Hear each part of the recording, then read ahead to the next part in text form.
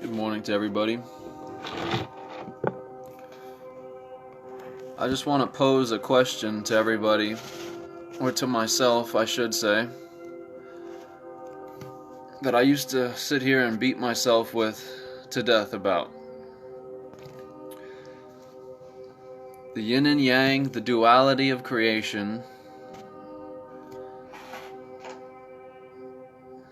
And I just want to explore duality a little more with everyone here, with myself. But the greatest question can be, what came first, black or white?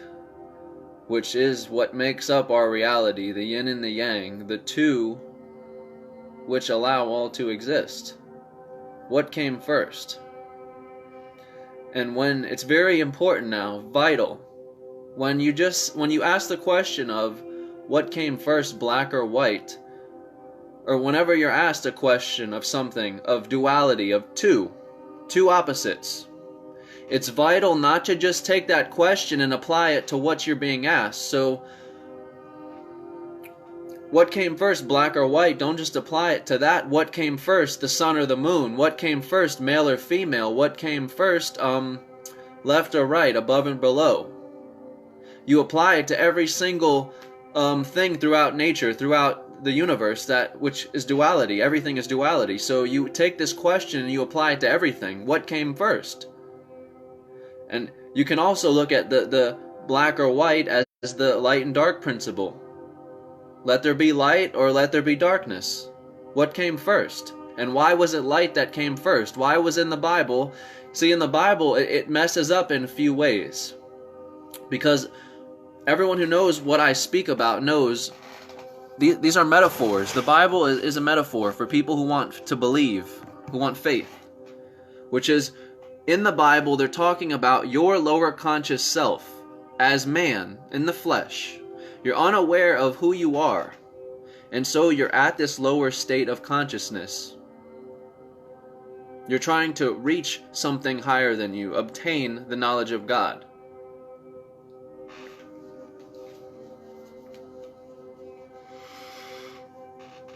And so it's vital to note that nothing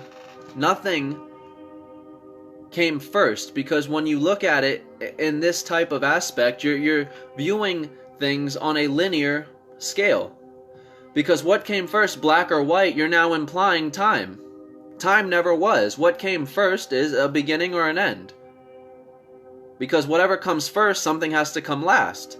So you're now implying there's a beginning and an end, which is a very huge error. There is no beginning, there is no end, just as you've never been alive, nor have you died. The duality to the universe is the on and off system, and you are this system. You've never been alive or died. You are the system. You're everything. You're it. You're the life principle, you're the death principle. The on and off, the male and female, you are. You're it. And your lower conscious self, which is Adam, which is what I'm going to be getting into, is the metaphoric Adam and Eve. This is the metaphoric creation of Adam and Eve. Right here. You begin as the higher self. You know that you are it. The supreme, the universe, in energy, infinite energy, whatever you want to call it. Whatever your unique understanding or understanding of God is, you're it. So you begin as it, knowing you're it, obviously, and that one's existence is the only one in reality, or in existence. One's existence is the only thing there is. And so what you do is you create things. You create miniature beings of yourself, the same way we create video games to get lost in a game, to explore and have fun. And when you've created that being into matter, when you've taken this being from prima materia, which is formless energy, this magnificent energy behind that drives the universe, when you take that energy and you turn something into matter, or you create life, this is what's called the falling of man. The creation of Adam. And you've now created, the creation of Adam is the creation of the ego. There's your metaphor. The creation of Adam and Eve is the metaphor for the ego. So, the creation of Adam for me would be Tyler, my government name, the one who I live by, who I identify as. When people say my name, I respond. This is who I identify as, this is my mask. And so I am Adam, kicked from heaven, the void. And that's why the devil, Lucifer, was kicked from heaven. Kicked from heaven because he already was. He was in the void because he is it. That's again the duality. God and the devil. It's again asking what came first or which one is which. The two are one. So there is no which one came first, which one is more powerful, which one is... The two are one. And just like Alan Watts says, we keep falling under this illusion that one out of the two dualities are going to overpower the other, or overdominate the other, or how do I say this? Off balance the system of the universe. And it's not the case. Because what is always will be, and that's what this represents. It always will be, it always has been you. This is just the realization of self. And many people have told me, well, why are you putting logos on you and stuff? You're speaking through symbolism. The thing is symbolism is how we've spoken for centuries, before we even spoke in a language. Symbols is how we let ourselves know that we exist. As I said, you are all these people studying history, which is studying your own self, and all these discoveries from other people are discoveries of themselves, which is you. So the more we advance studies, the more we're advancing the study of ourselves. To break down the very aspects of what every single thing in life is the very nature of being it. You're getting lost in studying every little bitty detail that you can, and you're taking it in because you are that higher being, getting lost in this smaller being, which is the falling of Adam from the point. You see, we only use 10% of our brains, and this is a scientific proven fact. We use 10% of our brains, and this is you when you're using 10% of your brain. You're the ego, which is Adam.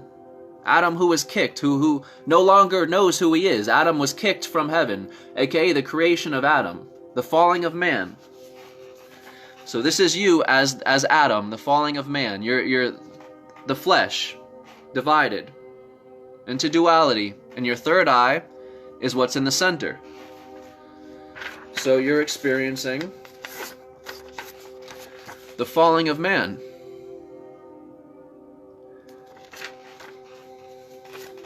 And so, as I said, this is you 10% aware of who you are, and this is you 100% aware of who you are. This is you being 10% aware of who you are, and this is you being 100% aware of who you are.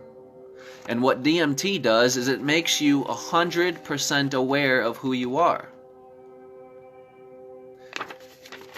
I said this in my last live, and I'll reiterate to some effect, but for you to consciously be aware that you're telling your hand to pick something up or to open and close is you being the 10% aware of your ego, which is the body, which is the you here. When you take DMT, however, you're no longer 10% active. You're no longer 10% aware of what you're doing. Because we separate and distinguish between voluntary and involuntary. So if I tell my hand to pick up this paper, this is a voluntary action and I am doing it, 10% consciously telling myself to do this. What I'm 90% not consciously aware of right now is at the same time I'm telling myself to pick up this paper, I'm shining the sun, just as you are. We're shining the sun and emitting the stars out of blackness, out of nothingness, out of the void. And so that's what you're doing when you're only 10% aware. I'm sorry, you're doing it regardless of whether you're aware of it. Subconscious action. But this is what you're doing and you're 10% aware of, and this is 100% being aware of who you are, of self, of what you're actually doing. And as I said, DMT, you take DMT, it overstimulates your entire brain, so you're finally using 100% of your brain, which we've never done before, once ever in our lives. So you're exploring every little aspect and part of your brain that you've never even used nor knew existed. So you're diving headfirst into your own self that you never knew existed. And in turn, you're killing the ego, which is killing the 10%, because it's making you aware you're not the 10%, you're the 100%, you're the whole, you're everything. You're everything in existence, and that's why you're experiencing every single thing at one time. And for as far back as you can go, through Buddhist and ancient Zen texts and everything, people who have been said to have been in this state of mind when they're 100% aware, they tell you they're no longer conscious of the body.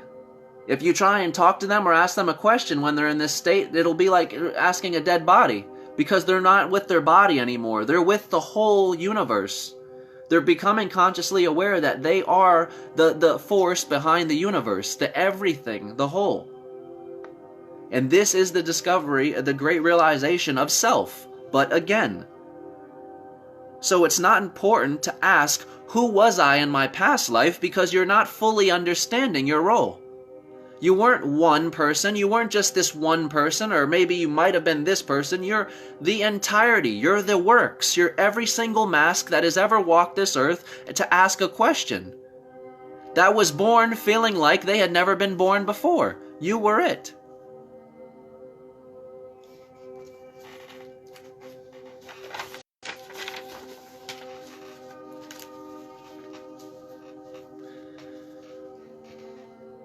But just as anything in duality, the two need each other. The two are a feeding of each other. The two need each other. The sun needs the moon. You can't have brightness and sun forever. Everything would die. You overwater, light your plants. They'd all die. The dark principle is fundamental to the light principle, and vice versa. Same with life and death. The death principle is vital to the life principle, because to exist forever would be insanity. To be consciously aware of your existence forever is an insanity. It's different being consciously aware in a 10%. Yes, it's insane, but you can have fun with it, explore, you're 10% aware. When you're 100% aware, it's chaos, it's insanity. It's insane. But this is why I love Alice in Wonderland, because Alice in Wonderland embraces the insanity behind the very universe of everything. It's acknowledging the fact that to exist at all is madness, is insanity. It's crazy. It's chaotic, which Terence McKenna even said this. The DMT King even said this. Chaos is the fundamental of our universe. We've only been trained by the ego to fear the chaos instead of embrace it. We should be embracing the chaos of this existence and just admitting we're all mad here. Embrace it. Have fun. Instead, we're taking everything far too serious because we're just the ego, just the body. You're unaware of your other role. And just as I said, the two are a playing of each other. They need each other. So just as your higher self needs the ego, your ego needs the higher self. And that's why we're born into the ego, pursuing a higher self. Pursuing something greater than us, pursuing something that has to be higher than us. Because the ego needs the higher self, and the higher self needs the ego. So again, I'm going to reiterate. Someone asked me, why did I get a tattoo of a symbol on me? I'm just playing the game of the Matrix. No, I'm having fun getting lost in my character and embracing it. Consciously getting lost in my character. I'm not getting lost in my character unconsciously like the majority of everyone out there playing the game. I'm not saying don't get tattoos or tattoos are bad or no, but I'm saying I'm playing the game with myself. You could ask, oh, well, why would I get a tattoo if this is all a dream and it's meaningless and this is just the ego? Well, if it's just an ego and I'm temporary, I'm going to have fun with it. I'm going to put what I will on it, and I'm going to put something meaningful on it, so when people see this, they can ask, what is this? And I'm going to tell them, well, this is you. Don't you see? This is you. You're only unconsciously aware that this is you, but this is you. And when you attain Satori, the great enlightenment, the great stage of awakening, when you finally realize you are it, the entirety, you are the snake biting its own tail, realizing self. Again, this represents one. It represents one in the center and breaks down duality into two sections, too. But these two came from one. And that one in the center is the point, the void to creation. And that's why I put a little dot here. I put a little black dot here, just as a little metaphor for this picture. But the falling of man was us starting from this void of primal materia and being cast out into existence, into a form of matter. This was the falling of man. The creation of the ego, that's the creation of Adam. Adam and Eve were not real people. They were created people, I guess, given names and put in a book. But remember, you're everyone that's ever existed. So these people are you. Even if Adam and Eve were real, they were you. Even if Jesus was real, he was you, realizing the self, but again. But that's what you must realize, is these people are metaphorically created. They're ideal concepts of the mind, of the human brain. Just like time, they don't exist. To attain Christ consciousness is simply to bite your own tail, the snake biting its own tail, to realize that you're it. To become the Buddha is to awaken from the Maya, the illusion. And the Maya, the illusion, is what keeps us playing the game as the ego. The illusion is what keeps us playing the game. It prevents us from awakening. And again, the Maya, the illusion, doesn't always have to be bad, because not everybody needs this knowledge. Not everybody is seeking something higher than themselves. Some people are perfectly content and just fine being the body, being the ego, and letting go of anything outside of them. They want nothing to do with it. They're not in pursuit of anything. And that's just fine. This knowledge isn't for people who aren't pursuing it. This knowledge is for people who persistently want it. But you have to be very careful indeed when you go biting around this subject, because you're going to get what you're asking for. It's going to lead back to yourself, and you're going to find there was no great being outside of myself. So be careful what you ask for.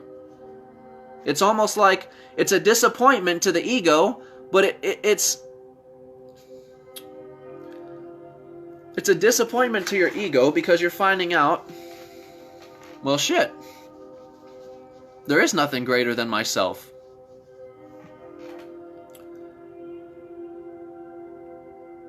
But it relieves the ego at the same time, because you're also in the same time finding out you're infinite. Everything you ever wanted to be, you already are. So all these ideas of your heaven that you've created, you already exist there. You already are. You're every single thing. Any construct, any thought of the mind, you are.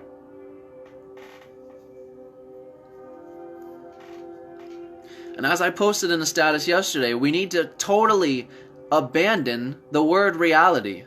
Abandon it, because the minute you call this reality, you're getting lost in the game. You're forgetting that this is simply a magnificent illusion and nothing more. And this is where you can begin to take this far too serious. Because you're forgetting, at the end of it all, when it's all said and done, every single thing around you, whether it's love or hate, whether it fills you with joy or gives you the most disgusting feeling in your stomach, it's all you.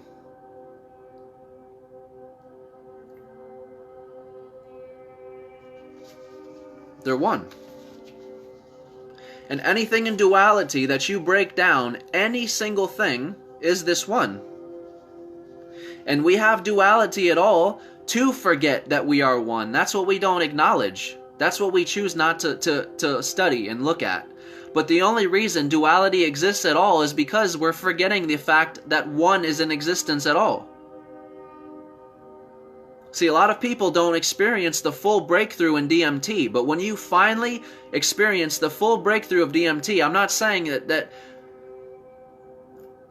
people's trips weren't, you know, whatever. I'm not trying to say people's trips weren't the breakthrough. I'm not trying to tell anybody what they saw, but if you didn't close your eyes on your breakthrough and go into another reality that's just as real as this one, indistinguishable, solid as this one, you didn't experience the breakthrough.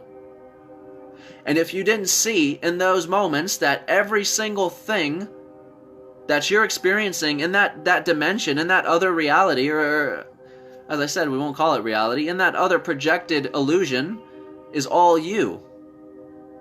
The very structure of what holds the walls together, the very fundamentals of every single thing that's creating this existence is you. Not just within the body, outside of yourself. You're shaping your bones, you're shaping the room, you're shaping the universe. There is no difference. As I said, you're only 10% conscious you're shaping your bones.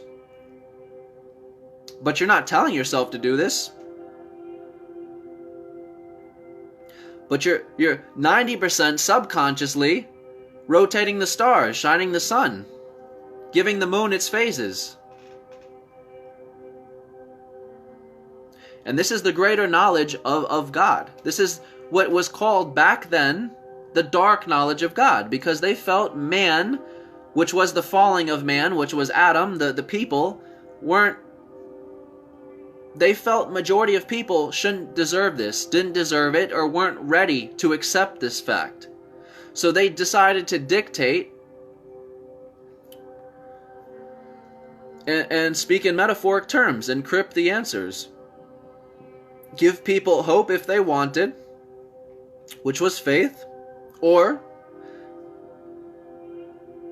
they metaphorically made it clear enough for the people who would read between the lines to see that this is not literal. It's not to be taken literal.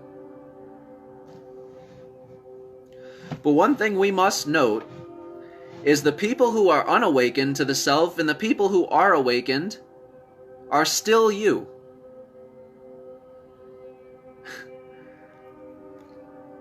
The Freemasons, the Rothschilds, the Rockefellers, enslaving entire humanity is you.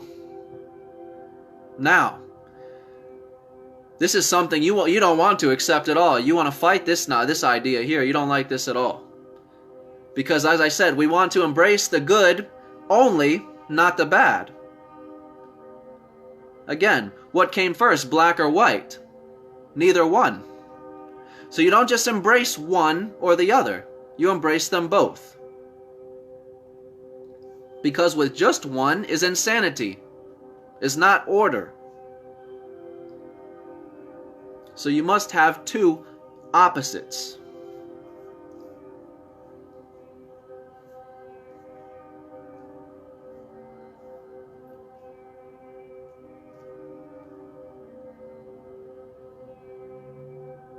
And that's why your brain is split into two opposing thought processes in your brain.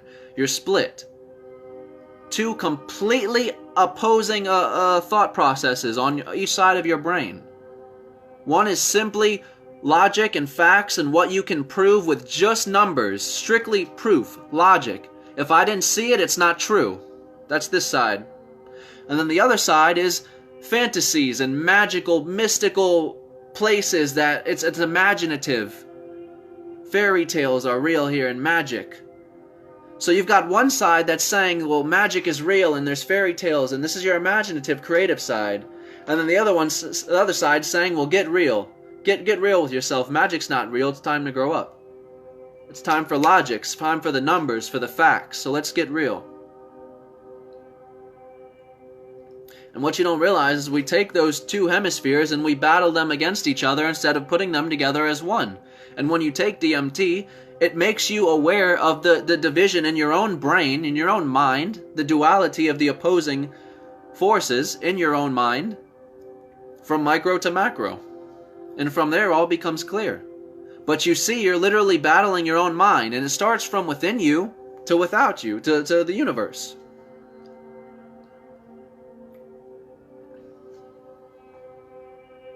You see, you're literally battling your own self, Because one side's saying, well, this is real, and the other side's saying, prove it. You're in complete opposing thought processes with your own self, and for most of the people, I will say this, most people, in most cases, they're dominant on one side. They're not evenly balanced on both sides. They're dominant one side. And for me, I was always logic, logic, logic, logic, logic. Numbers. If I didn't see it, it's not true. If I can't prove it, it's not real. And this shows how far I've come because, again, I had no idea what real even was. There's no such thing as real because we've never lived or died. There's nothing real. That's why I said we need to abandon this ideal word, reality. There is no such thing as reality when they're creating 7D holograms indistinguishable from your own. Shouldn't it be quite clear that your reality is a hologram just as the one they just created? How else do you explain it? How can they create a hologram indistinguishable from your own and have your reality not be just the same they just created? It's a hologram. That's why they're able to indistinguishably create holograms.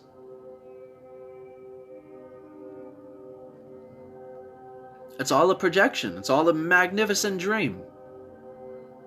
And life is but a dream. That's a famous quote that, again, everyone loves to say, and no one has any basic meaning of how deep that quote is. Because, again, you ask someone if they're alive, and of course they'd say yes, because our whole understanding is wrong.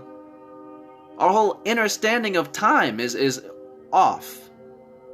I get that we have to have time to separate events from others and keep things in order, but as far as allowing time to be a governing principle of our lives and how we think and behave and treat other people is crap. That's not where time governs. Time simply should separate events. But instead we take this time and we turn it into horrible things, negatives.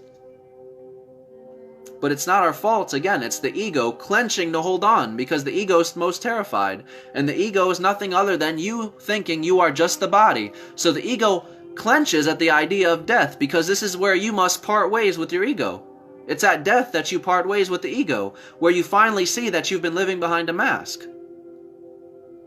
And so that's why I say, if you don't face yourself today, or sooner or later, you will on your deathbed. You will when it's your time. And no one else is going to see that light at the end of the tunnel, your death, but you. And what you're going to see at the end of that is yourself beyond the skin. And it will be in that moment that you realize.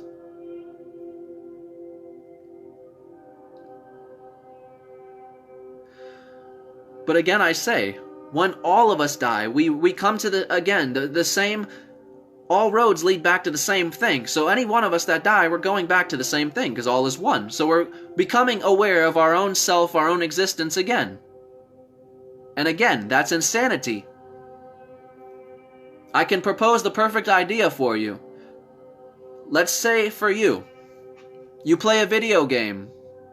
Let's make it Grand Theft Auto. You can run around and do whatever you want. Whatever. You're playing this video game, and some people would say, well, shoot, this sounds great. You can quit your job and you can play this video game forever, okay? Forever. You never have to stop playing. You can play this video game forever. And some people are saying, well, this is great, all right. But here's the catch. You're not playing the game with anyone but yourself. You're aware, consciously aware, that you're playing this video game with your own self.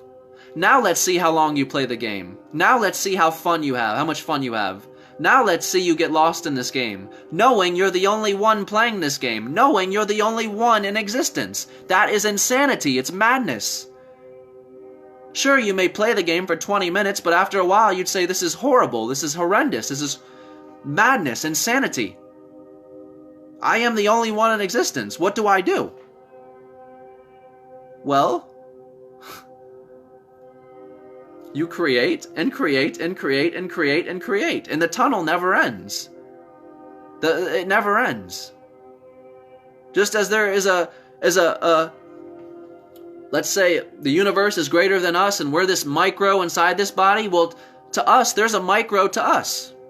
And from that micro, there's a micro to that, and a micro to that, and a micro to that, and a micro to that. But they're all one. And it is this one creating all these multiverses, all these dimensions, to forget its existence. It's the only one. So it's pretending to be everything that it's not to forget the fact that it is one.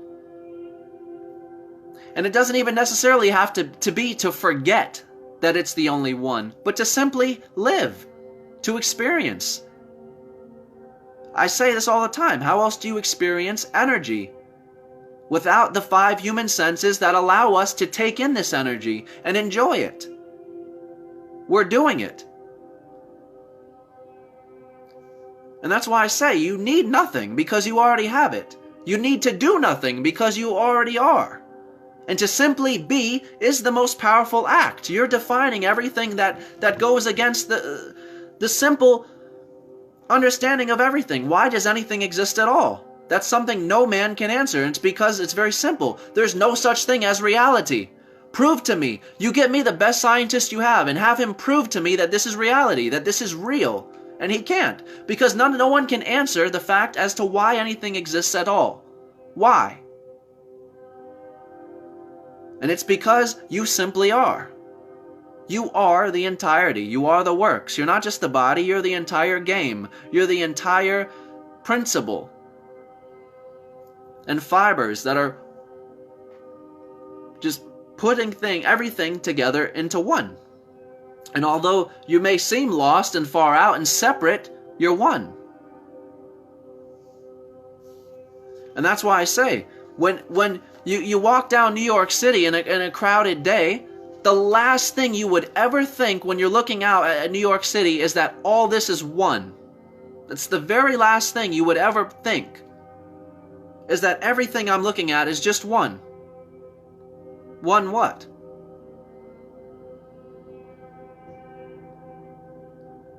One being of energy, one cluster of energy, one void of energy.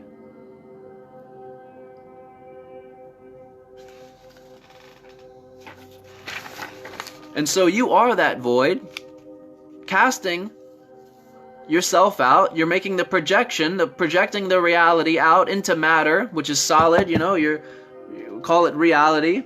And this is the falling of man from this point. So man fell from the void, from the all-knowing, fell out from the point, and when he dies, he converges right back into where he started. All roads lead right back in. And so this is why I say, suicide is not the answer. You're only biting your own tail. You're only running from your own self. You will only find yourself, but again and again and again and again. So if you want to run here, there's nowhere to run there. Or if you want to run there, there's nowhere to run here.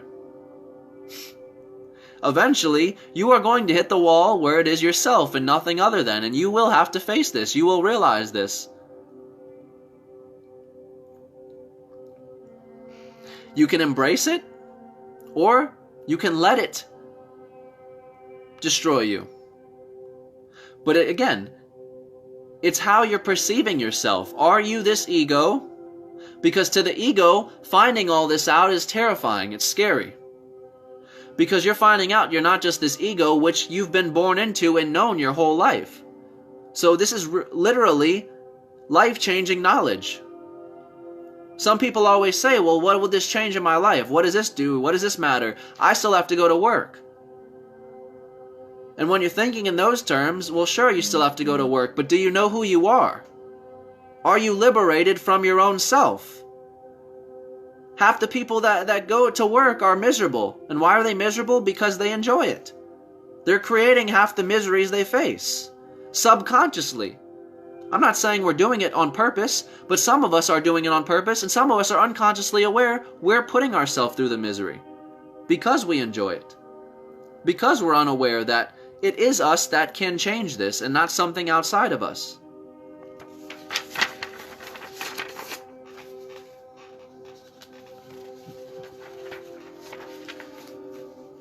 And so as I posed the question earlier, what came first, black or white? The answer is neither one. The two are a playing of this one. So to say that there is no past or future. The two are one, and the two are the illusion of this one.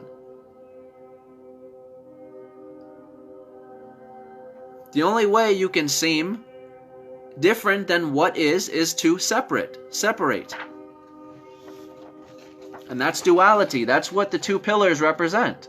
The two pillars are representing duality. Because as I said, everything is a metaphor. These are the two pillars. And you see how it lines perfectly straight up with me? These are my two eyes. Why, don't you see? Of course. And what's that right in the center? Why, that's my pineal gland. Of course. Duality in all things, from micro to macro.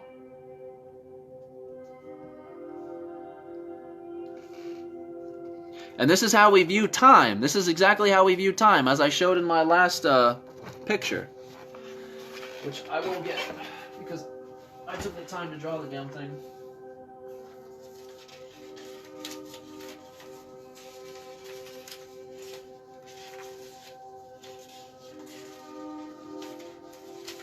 When viewing the time in this nature, we get lost in the fact that it's an illusion. Because there is nothing separate. There is no thing separate from the void, from where you started. And where you started is where you always will be and always have been. And I've said this before, when you view your life and you think back to places you've been or traveled, you think back in your mind, and when you really get to the core of the places you're thinking of, you think, well, I've never technically been there, because if I can pull up these places in my mind and be at them right now, what put me at them there, then? It was a projection from the mind, so if I can project that place in my mind now, what really put me in that place, other than my senses physically telling me I was there? See, we're still in the void. We've never left the void. We've never traveled outside of this void. Everything we're feeling and sensing and asking is the void.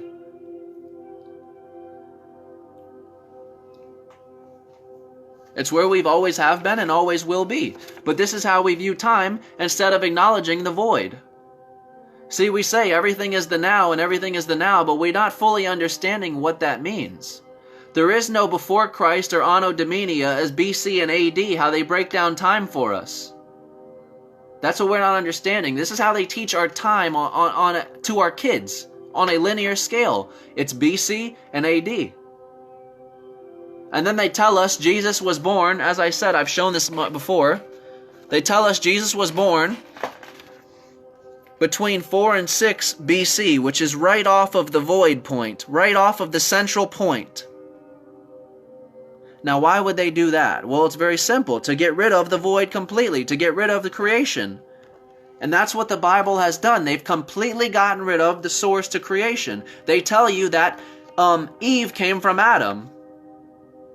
So that's to say that the sun created the moon. That's to say that the North Pole created the South Pole. That's to say that out of above came below.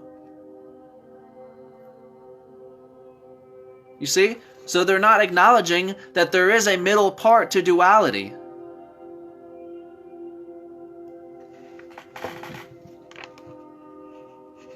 And if they do, it's metaphorically done.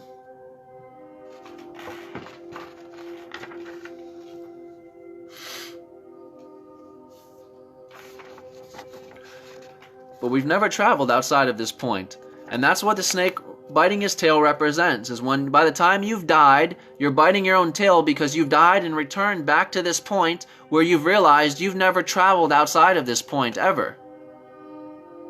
You just got lost in such a realistic dream and you're like, wow, that was fun.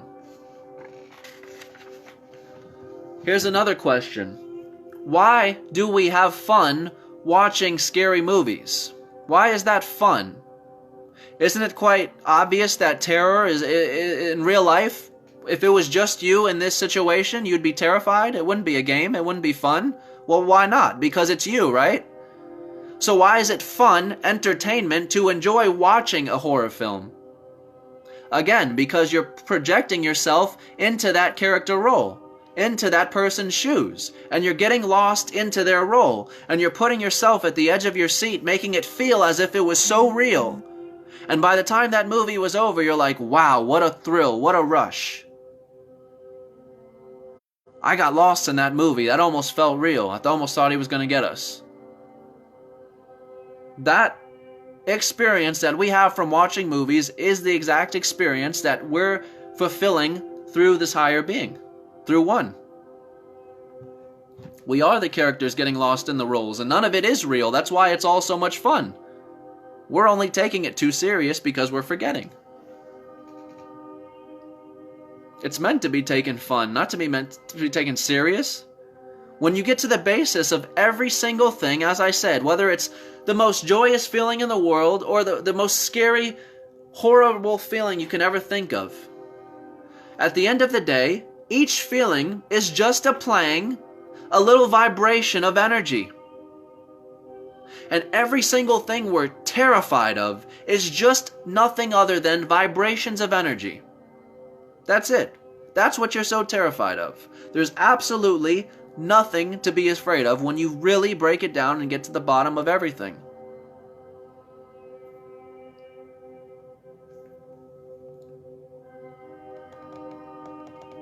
And as I said, for the people who are still in the stages of awakening, you can't die and not exist at all and go nowhere because you came from somewhere at all. That's what we don't realize. You don't birth out of nowhere and die and go somewhere, or nowhere at all. You can't come from somewhere, I got that backwards, but you can't come from somewhere and die and go nowhere. So to die and be inexistent, but to have existed at all is a complete freaking contradiction.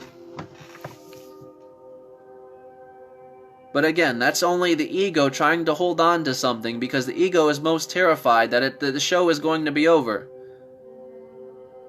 and that this time of knowing is over, or not knowing.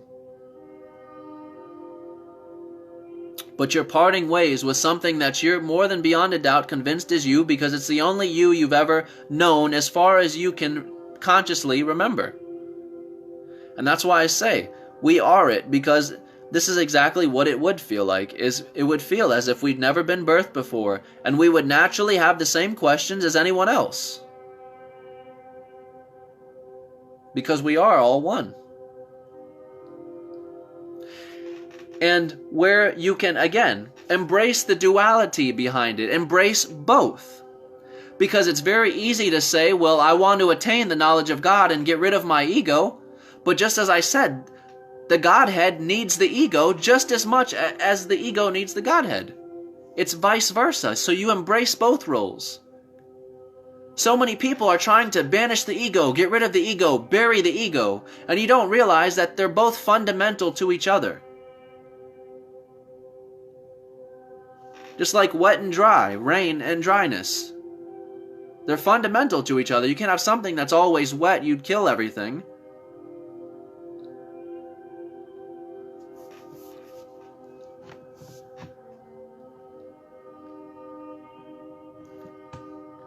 So the two are just one, and they should be embraced as so.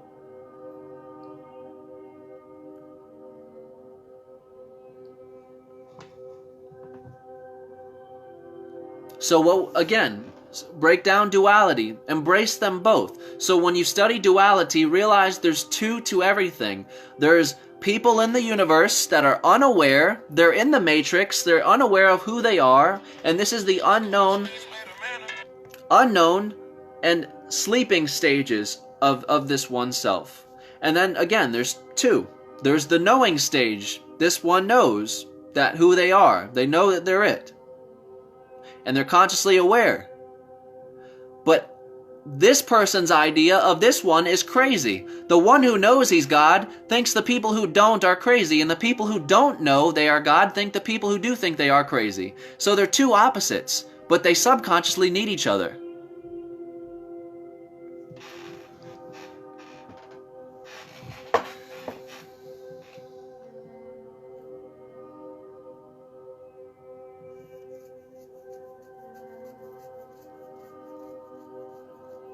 It's good to consciously get lost into the ego. Not to be confined or to be, let's see how I put this, put through the mill by our own ego. And what I mean by the mill is basically our ego creates all of our struggles and pains and stresses and just what ifs and all these things that we don't need. And by simply being consciously aware of who you are, you can begin to embrace the ego instead of looking down on it and saying, I need to get rid of this. Because you realize you can never get rid of it, because it is you the whole time you're trying to battle. And just as I said in Alan Watts' quote, to desire not to desire is still to desire. So you're trying to beat the game, beat the universe, which is to beat your own self. You're not realizing you are the self. I need to get rid of desire because desire is what's keeping me playing the game. But by me trying to get rid of desire, I'm desiring to get rid of desire. And it never ends. It never ends. That's what Alan Watts was trying to make clear. It never ends. You will stir up the game and face insanity within your own self because you're only fighting your own self. And so once you become aware to this, you no longer stress the people who are unawakened, because the unawakened will always be, just how the on principle has always been. Where you have off, you have on. Where you have awakened, you have unawakened. So the people who are unawakened will always be. Whether we have a government that's preventing them from knowing this, or whether we have anything, you're still that government. All is one. You're purposefully forgetting. The government that's in this effect and that's allowing us to forget is you. You're the one that's making you forget. You're doing it. You're Mr. Smith. Don't forget that. In Matrix, that was the great discovery. Neo was discovering he was Mr. Smith and Neo.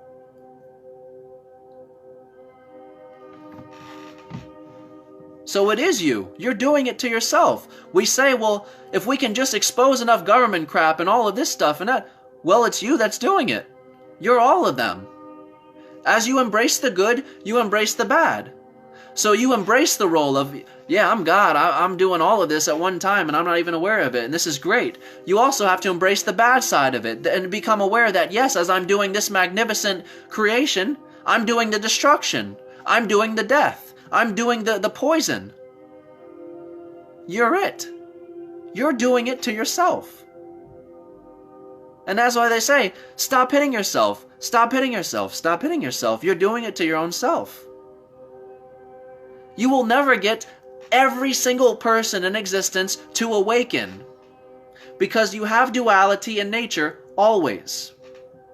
And this is something we need to acknowledge, to where we can sit back and enjoy playing the game instead of stressing. I must wake this person up. I need to start waking people up. I need to start sharing. And you're stirring yourself up for nothing. You're not realizing you're everybody you're trying to awaken. And these people trying to awaken are you trying to awaken, trying to play the game. So you don't need to stress yourself whether they're going to make it to the end of that finish line or not. That's up to them. That's their journey of self-discovery. And just as you found it, if they're as persistent in their search as you were, they will find it too. Because we know nothing will stop us from getting to that answer.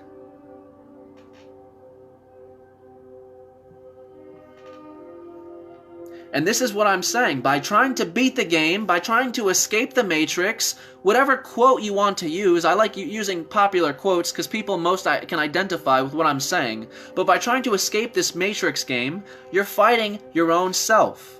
You're trying to desire not to desire. You're creating an insane loop in your head by feeling like you have to do something. You have to awaken the masses, or you have to save people. And this is not the case. You sort out and look for the people, you look for your reflections that recognize who you are. They recognize who you're speaking as. The people who are listening to me are attracted to my message, not to me. They're attracted to me because I'm speaking through them, through the one. It's the message.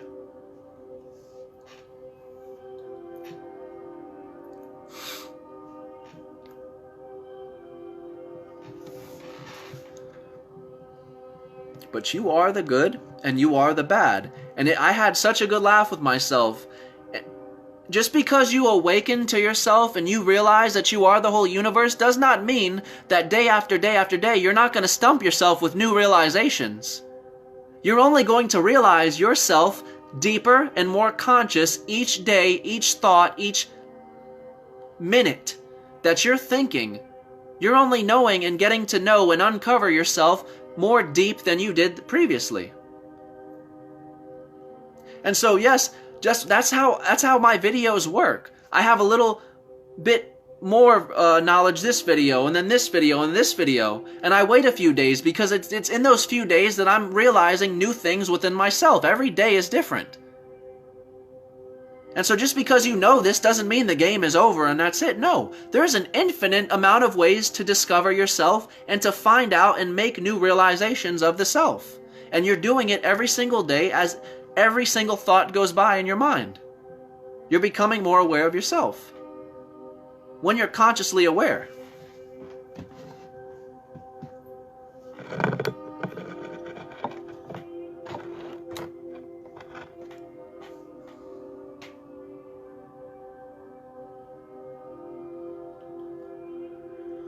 But I had a good laugh with myself when I realized this probably a week ago.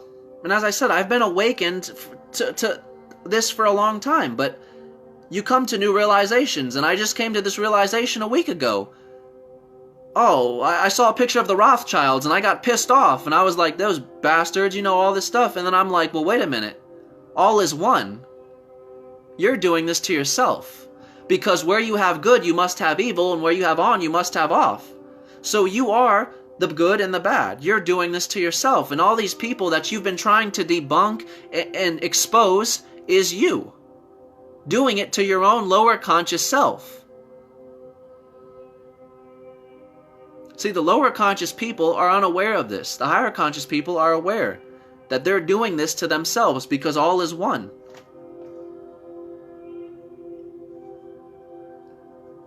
And so there is no way to escape.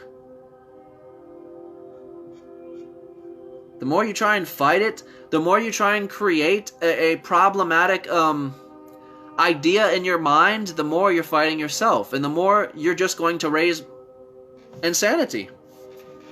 You're going to keep doing that loop until you realize that it's you. It's you that's doing it. It's you that's putting yourself through this. That's looping yourself back around to your own self. And you'll keep doing that until you break the habit by simply realizing.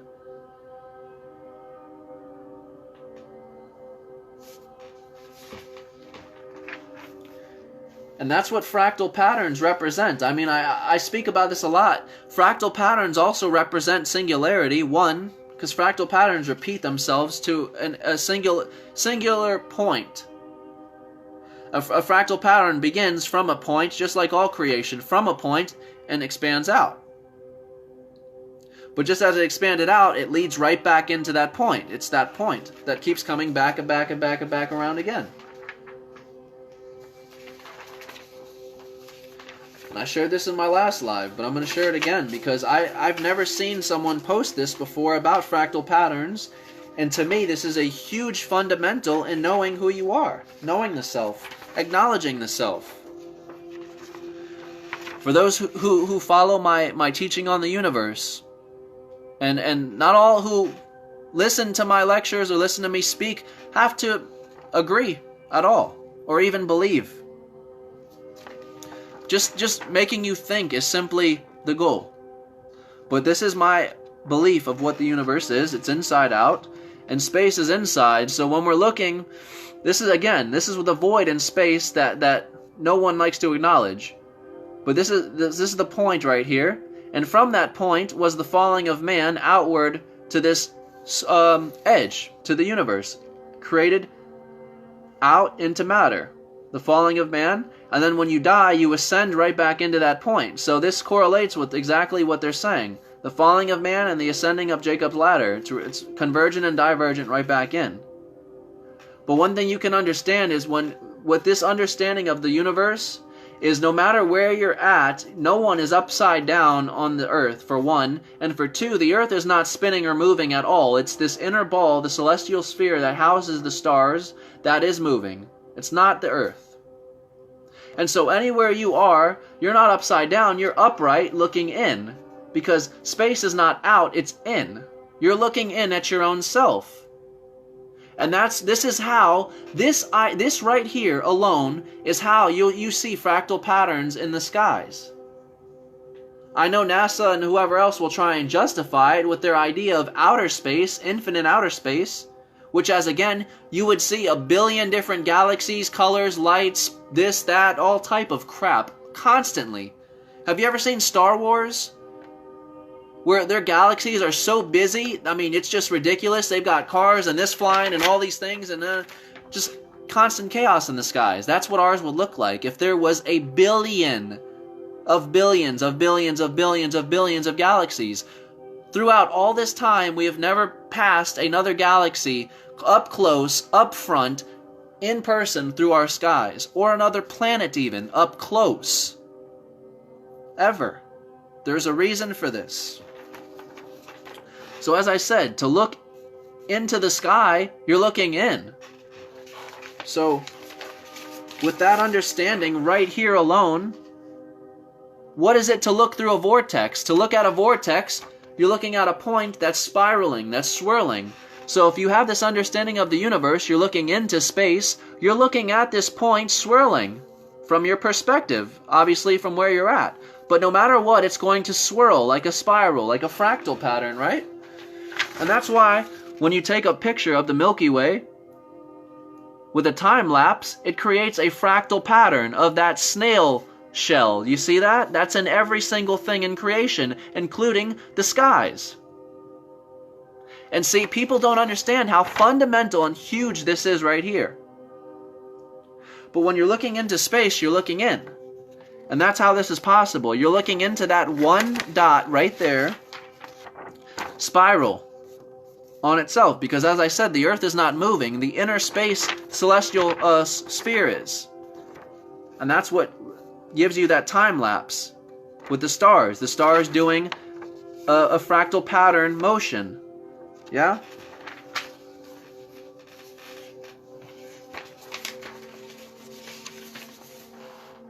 And so again, when you're looking in to that ball, from your individual point, from a time lapse, that ball, the stars are going to do a sphere motion.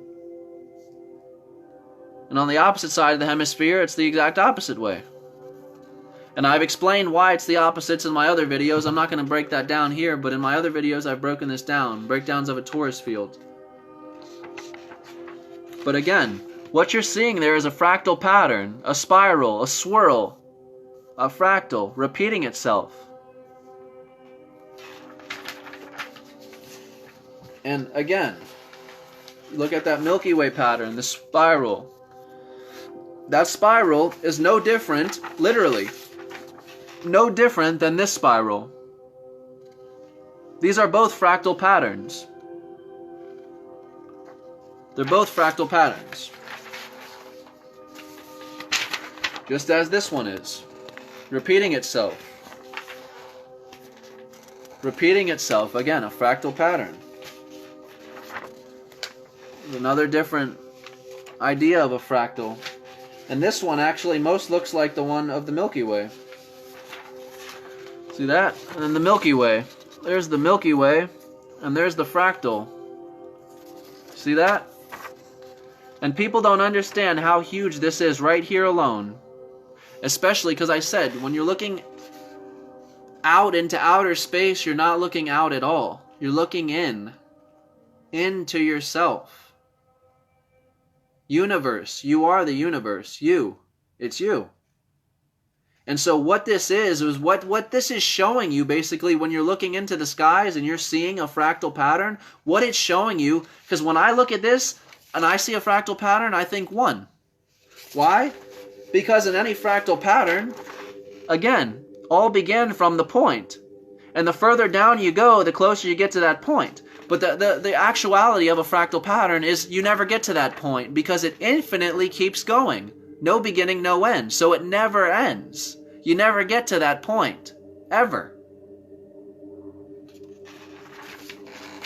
And that's the idea behind Alice in Wonderland. She created this marvelous world for herself and chased a white rabbit that never existed. She never got to the end. She never got to the bottom of that hole. The bottom of the rabbit hole, as most people say. There is no bottom of the rabbit hole. And if anyone tells you otherwise, they have no idea what they're talking about. Or they probably just haven't seen as in depth yet. But there is no end. There is no bottom. There is no beginning.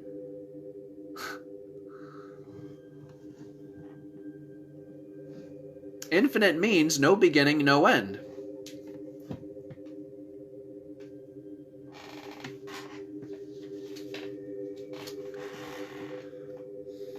See, we only think we want to be it. We only think we want to be God superficially, but when you get to the basis of all of it, and you really have time to think about what it would be like to be God, and let's say you actually were given the chance to be God for a day, and you could create your own universe, where would you start? What would you do? What would you do at all? Mind you, the idea of a tree is not even in existence. No one even knows what a tree is, so how would you even know to create trees? To create life, to create animal kingdom. How would you know?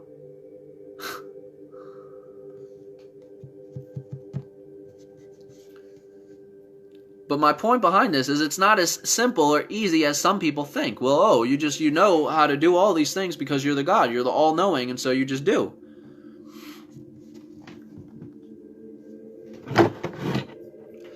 Wrong. Because even Alice in Alice in Wonderland, she even said, if I had my own world, everything would be nonsense, and everything would be what it isn't, and what it seemed like it would be, it wouldn't be. But she basically was saying she wanted to have her own world, and then she falls asleep, which is, again, they're symbolizing her taking DMT, her falling asleep and creating this dream world. It's DMT.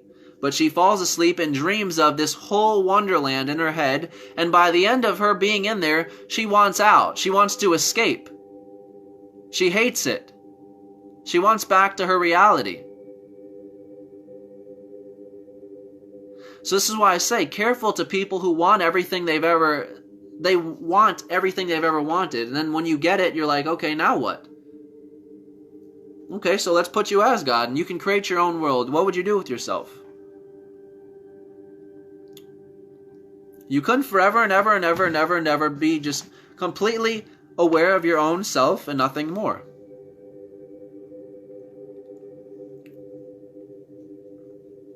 You would create a miniature ego, a miniature mask, that completely had no idea, recollection, or knowledge of any of this. And through that mask, you would play. And this is why I say, the ego needs the Godhead, and the Godhead needs the ego.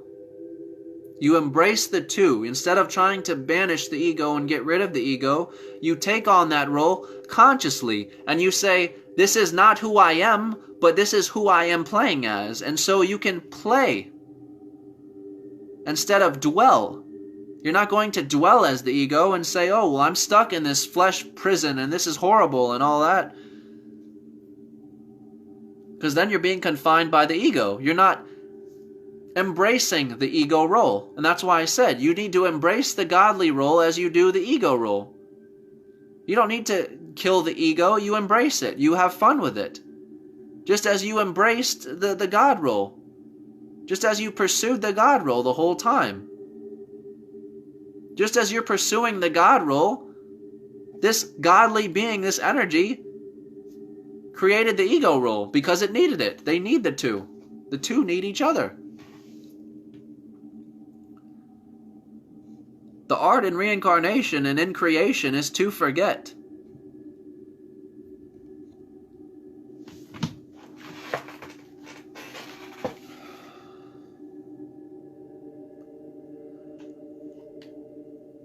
I gotta change this music because it sounds like I'm about to perform an exorcism on somebody. That sounds like some dark crap. Sounds like I'm about to perform an exorcism.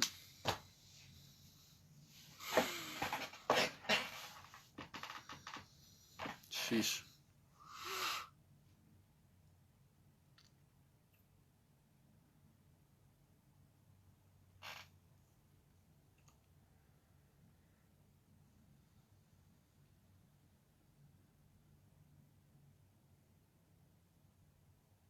That's something I recently realized to myself as well, is that I don't need to stress whether people share my videos. I don't need to stress getting any of this out to anybody, and I don't need to worry about who's awakened and who's not. This is something I've recently discovered too, is it's all you, and no matter how much you want to have control, the dual states of being always will be. So where there is people who are awakened, such as me, there will be the exact opposites, which people who are completely no idea. They're unawakened, as we say, or they're playing the Matrix game.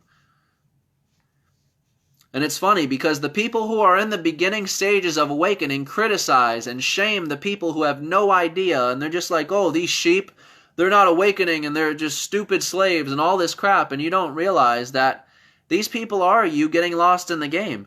And it's not all their fault because, I mean, they're under psychological warfare, intensive in psychological warfare. But again, as I said, when you get to the bottom of everything, you're all of them. You're the role that's making yourself forget. You're the role that's enslaving humanity. You're the role that's controlling information, the role that's playing this invisible deity in the sky. You're the one that's doing everything. Hell, you're the one at all that's created a being outside of yourself to get lost in. That's you. So it's not all to be looked at as bad. Again, the people who have broken past religion look down at the people who are in religion because they say, oh, well, they don't have the answer. They wish they had the answer, but they don't even know who they are and all this. And they look down at them. And you don't realize that you are them, and you are this being that they've created outside of themselves, because maybe not everybody wants to know that it is inside of them. Some people want to dwell, or some people want to be the ego. Hell, as I said, some people, they're not just dwelling. Some people are happy as the ego. I don't want to speak for everybody, because not everybody needs this information. But some people are just happy being the ego and having faith in something outside of them, and that's just fine. And it doesn't matter at the end of the day, because you're the one who already knows, who's made it to the finish line, and you're the one who's just being born still, trying to make it to the finish line. You're both of them. So for all these people who are thinking they're experiencing the awakening, and we're slowly awakening, but you're still calling people sheep, and they're so dumb, and you're looking down at them, and you're stressing yourself with waking everyone up and exposing every little thing to everybody because you have to, is you stirring up the game and stressing your own self for absolutely no reason, and because you have no idea that duality always will be. So where you have people that know, there will be the opposite of not knowing. Where you have intelligence, you will have ignorance. But the two are you. You're the genius and you're the dumbass. You're the God and you're the devil. You're the one pretending and you're the one playing. There is no game to beat. There is nothing to do outside yourself. There is nothing to do but simply be. To take in and to be. You're already doing it. Everything you're supposed to do, you're doing it. To simply be.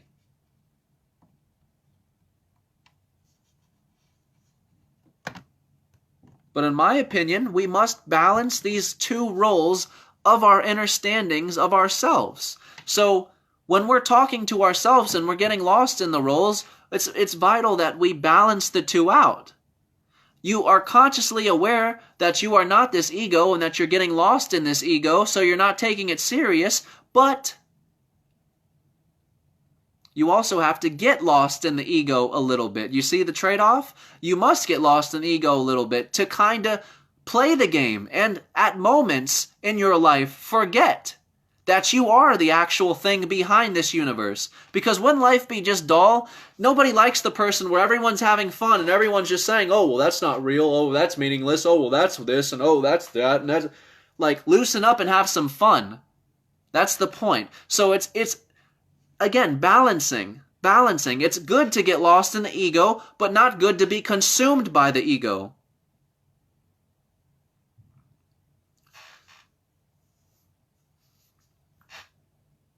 The ego doesn't always have to be negative or bad. It's what we choose to associate it with. But as I said, either way, whichever one is negative or positive, you don't distinguish either one. You embrace them both as one.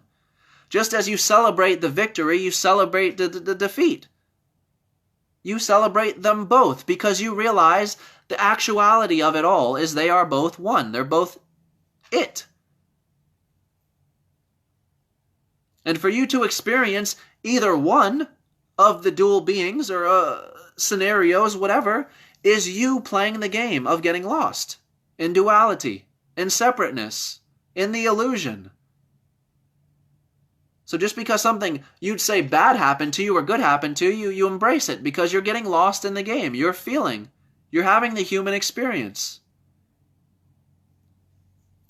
And that's the thing. You can have a healthy human experience or you can have a very negative human experience. And it's hell on earth. But it's what you choose to make with that experience. And I don't mean make externally, I mean to make internally. What you choose to interpret out of everything. What you choose to make out of every situation, every scenario, every little thing. What you choose to perceive it as. Hell, even what you choose to perceive yourself as, who you identify as, who you are, is still your choice. It's you.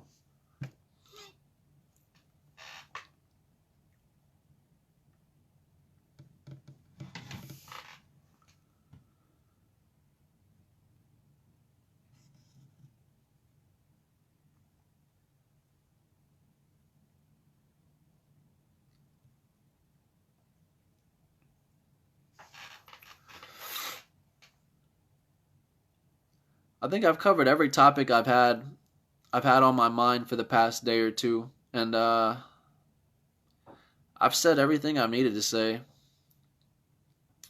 I'm gonna put this video on YouTube just like all the other ones. And if anyone has any questions, feel free to inbox me, or anyone wants to share any thoughts, again, feel free to inbox me or anything. But yeah, this is just a basic breakdown of duality, basically to realize that you are duality in itself, and you are creating separateness to forget the fact of one. And so you're simply pretending that you are what you aren't. And by fighting it is to fight yourself. That's the simplest way I can put it.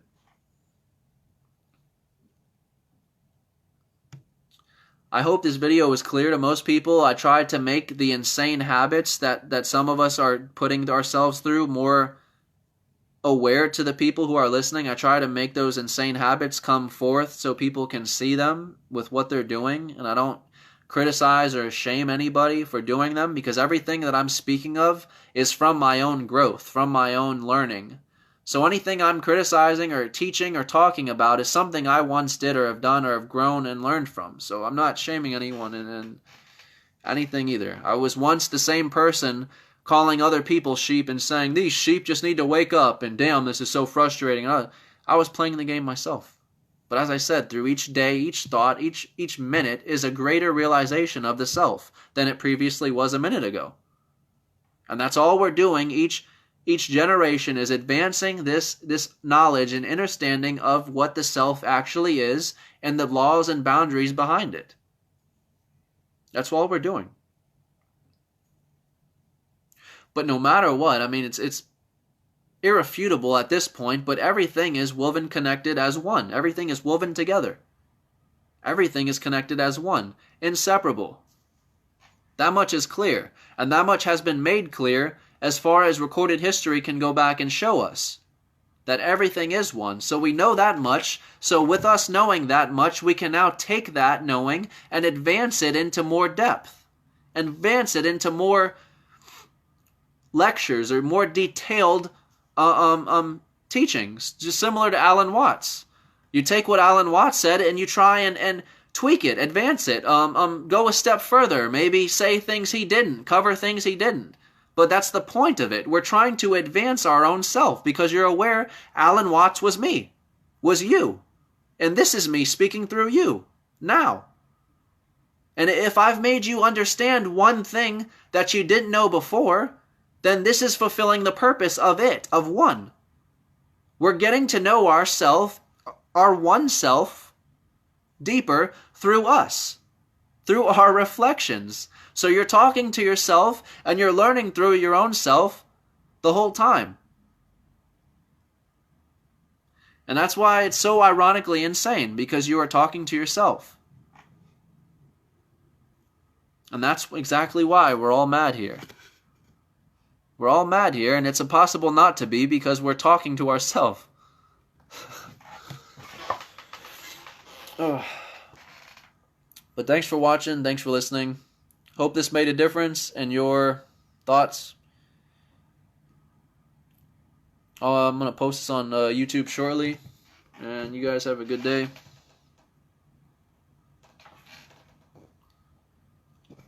Oh, hold on. I got to answer this question. I'm about to end this film. Hold up. I got to answer this question real quick.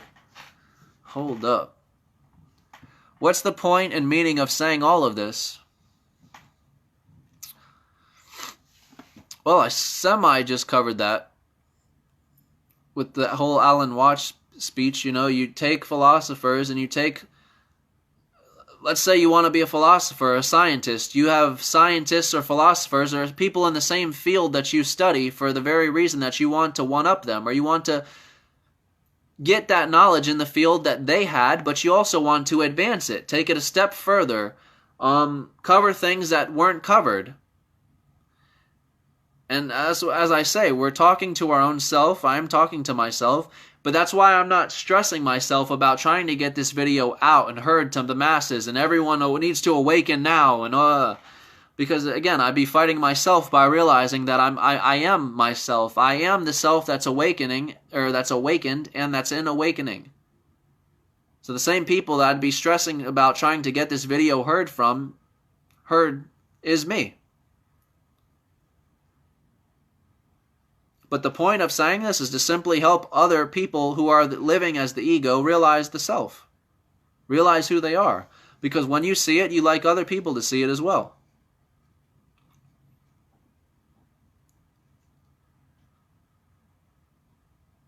But again, I don't push myself aggressively into anyone, and I'm not as crazy as I used to be with this stuff, because I'm starting to understand fully. Really. Understand. Understand.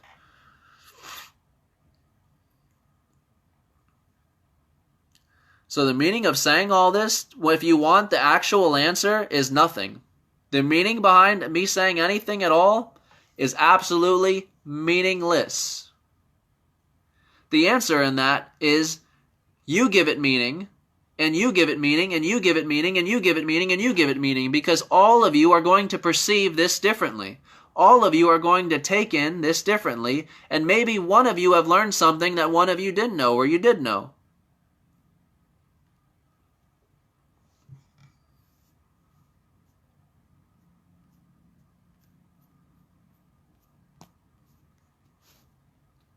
Perception is everything, and perception is never the same. And that's the beauty of it. But yes, there's absolutely no meaning to this at all. No meaning for me even speaking or even having to speak. I don't even have to speak. Because like they say, the person who has entered that state of DMT, that grand state of awakening and stuff, what they're seeing can't be defined by any human senses, any words, any sound. Can't define or put into words what you experience when you go into that Amazon or when you cross over to the other side.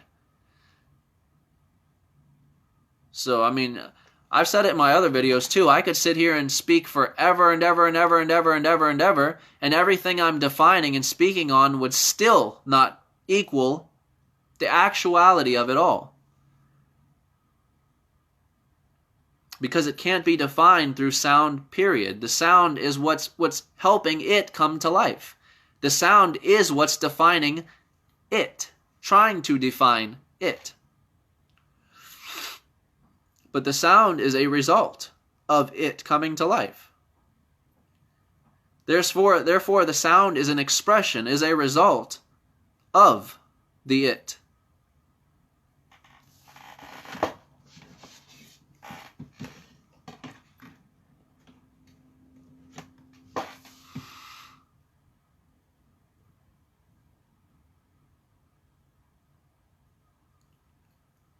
And so you can't have something that's an aftermath, a result of something, be the start of something, be the cause of something, the creation of something.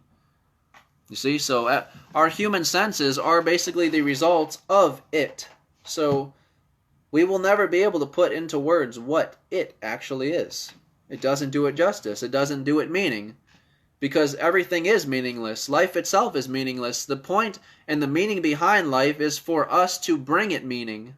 And that's the actual definition, in my opinion, of the universe coming to life.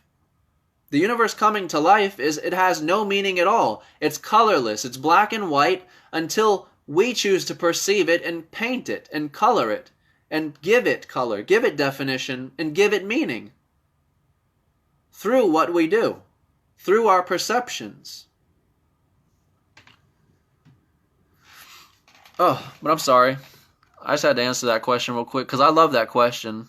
It's a fun question because, again, my greater self knows the answer, and again, I'm getting lost in my ego. And again, it's fun to consciously get lost in the ego. You must consciously get lost in it. Consciously. It's fun. Because my greater self knows already, and when I took DMT and I experienced the breakthrough, the first thing that I heard when something speak to me is it said, you don't need to search anymore. You don't even need to teach anymore. That's what I was telling me. You don't need to teach anymore. You don't. And I saw true for my own self. Anything that I could ever put into words would never bring definition or meaning to what I saw.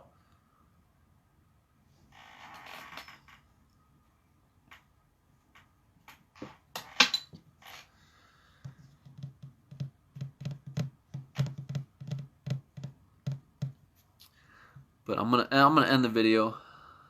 I'm sorry. I gotta kick myself off. Alright.